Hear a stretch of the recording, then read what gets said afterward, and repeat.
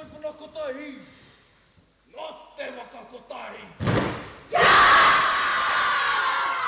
O te mua te whakamau.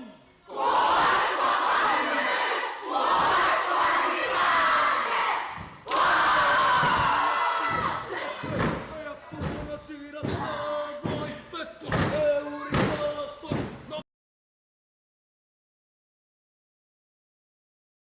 Waka kotahi.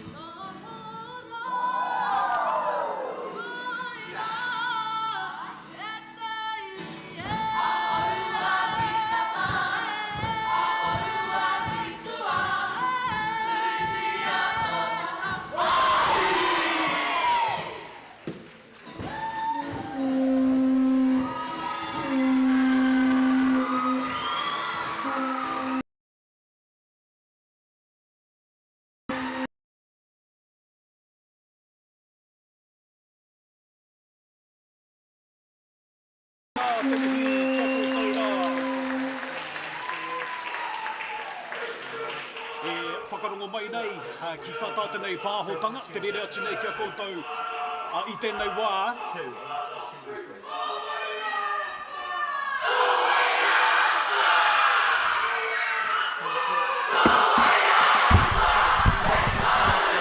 O tira e hika mā kātahi. Ko mutu atu rā, tātāta nei rōpu tuatahi mō tēnei o ngā whakataitai. Mai a tāta nei mihi nui whakaharahara ki tērā o ngā rōpu hoki. Tū maia I runga I te ātāmira. Ai tēnei ata tēnei ka tuku ana I te mihi. Mata kui kui, mata koro.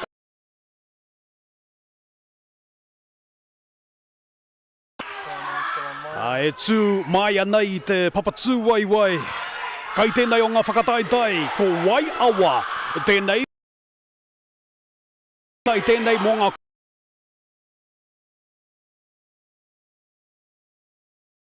ki wairarapa.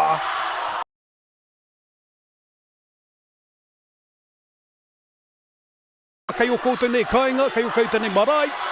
O te anō rā koutou hoki I te wāhi mai. E mā taki mai nā I o tātou nei mokopuna, rangatahi taiohi mā. E whakakangohi mai I a rātou kura, tuarua. No te rohe nei. Nō reira nau mai rā, e hika mā.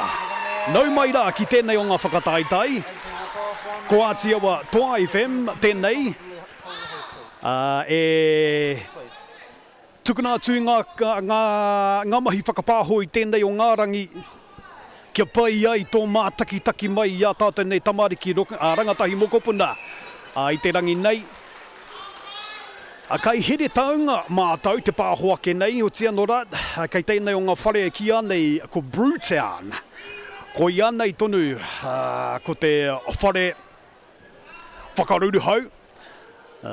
Mo te iti mo te rahi nei, ko e kia mai nei ki BREWTOWN I te ata nei. Nō reira, e ngā iwi o te motu tēnei, ka mihi atu rā kia koutou, e haere ake nei ko tātātou nei rōpu tuarua o te rangi nei. Tārea te wā tātou mā. Ko tukuna tērā o ngā rōpu mataora nei kia koutou ki o koutou nei nā kāinga. Nō reira, me noho tonu mai, me mau tonu mai e te iwi. Kau ki mai rā no tātou a koko ake nei. Tēnā koutou, tēnā rā koutou katoa.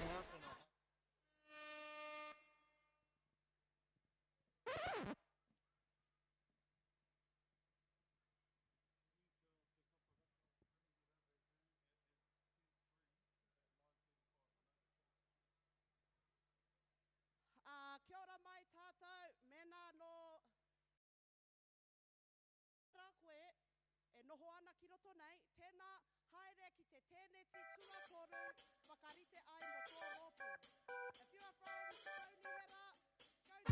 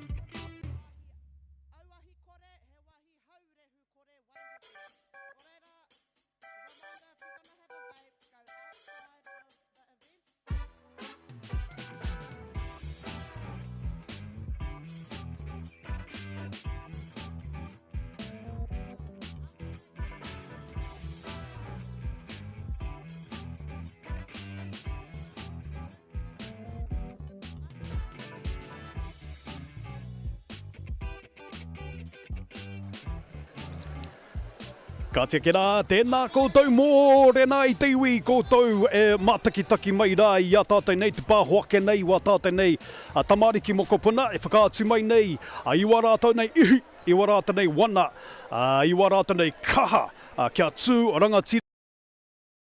I te papatū waiwai, tēnei rā, kamihi atu nei kia koutou katoa ngā iwi o te motu. Tēnā koutou katoa. Kei BREWTOWN mātou. We are at BREWTOWN this morning broadcasting to you WaiAwa e hika mā. O ngā kura tuarua. This is the secondary schools Kapa Haka competition. You can see the lineup on the screen right now. Katahi mātou, katahi kua tū. Ko tātou nei rōpu tuatahi mo te rangi nei, te kohanga o mātauranga. Ka rea roa e hika mā, tūtua i te poehu, nā te mana, mā te kaha o tā tātere rōpu tuarua, o te anō rā ko ngā mokopuna o te korowai tīpuna te haere ake nei. Nō tātou te waimarie, o ki te tuku e nei o ngā tēnei mataora, tēnei kaupapa mataora nei kia koutou. Nō reira e hika mā, e karama, e whai mā, e marama. Koutou e matakitaki mai rā koe nei rā no, te mihi matakoi, matakorokoro te wā kia koutou. Nā reira ko ai tēnei te kore ake nei kia koutou, ko kori tēnei, toko tēnei kei pāho mo te rangi. It's whānau as we bring you the full day's coverage from out of BREWTOWN, Here Taunga, Upper Hutt.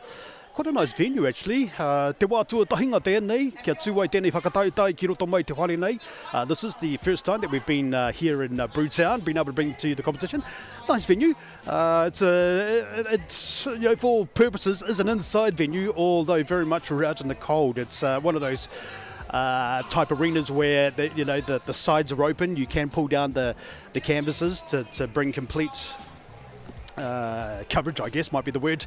Quite a nice venue, BREWTOWN. So if you've been to BREWTOWN, we're in the food area where normally they would have the kai and the live music. Well, i te rangi nei, e hika mā, e karama, nei tonu, ko tātou nei whare whakaruruhau mō tēnei o ngā whakataitai. Today it's turned from a BREWTOWN into what is essentially Kapa Haka Central for our region.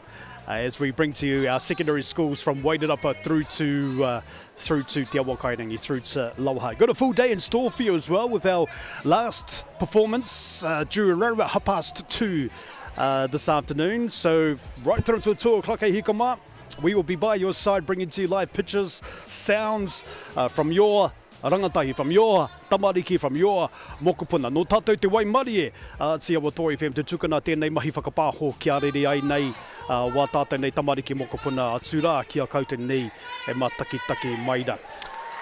Te āhua nei e hika mā, ko tatariri mai nei, wā tātou nei rōpu tuarua mo te rangi nei, ko ngā mokopuna o te korowai tīpuna, te Kapa Haka, te haere ake nei. Kāre e kore, me whakawhiti tonu tātou ki te ātāmera, kia pai ai te whakarongo mai ki ngā pito kōrero tēnei o ngā rōpu. Tēnā koutou. Te tau 2,000 mātahi ki te 2,000 te kaumāwaru. Ko tā rātou whāinga, matua o tēnei wā, kaore mātou e tai atu ki konei ki te noho mo ake tonu atu. We didn't come this far to only come this far. Wow, what a great mission statement. This means that with aroha, no matter where we come from, we push through any challenges set before us with new learnings and tūhonotanga. Our kākahu design by Shannon May Reid and Callan James. The kākahu are new since 2024, using the story of ngake and whātaitai and the creation of Te Awa Kairangi. Also tying in the school's emblem of 2 horses over the awa. We wanted to whakamaoritia and create a new sense of belonging here in Upper Hutt through our legendary stories in Māoritanga. They intertwine to show a connection between mangaroa and kaitoke, merging in Te Awa Kairangi, and the 2 different traits representing Māori and ngākau Māori, our non-Māori tauira. Wow, that's beautiful. The theme of our stand this year is Nau mai, hoki mai, ko te pū ki te atamira. This year, our tauira really wanted to show our comeback in style without massive hold backs and on theme. So with this is our story of coming back to the stage after 12 years with our team, our dreams and aspirations. Ko te kai tātaki wahine, ko ala hainga, tau te kau mātoru. Ko te kai tātaki tāne, ko Ladanian aranga tui laipa, tau te kau mātoru. Homai te pakipaki mo ngā kai tātake!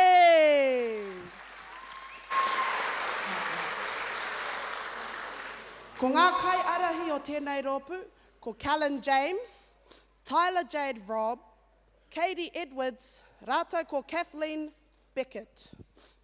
Ka pai, homai te pakipaki mo ngā moko puna o te korowai tīpuna! Ka pai, kwarite ai ngā kai whakawā. Ai, tēnā katia mai te kuaha, kwarite ai te rōpu, ngā mihi.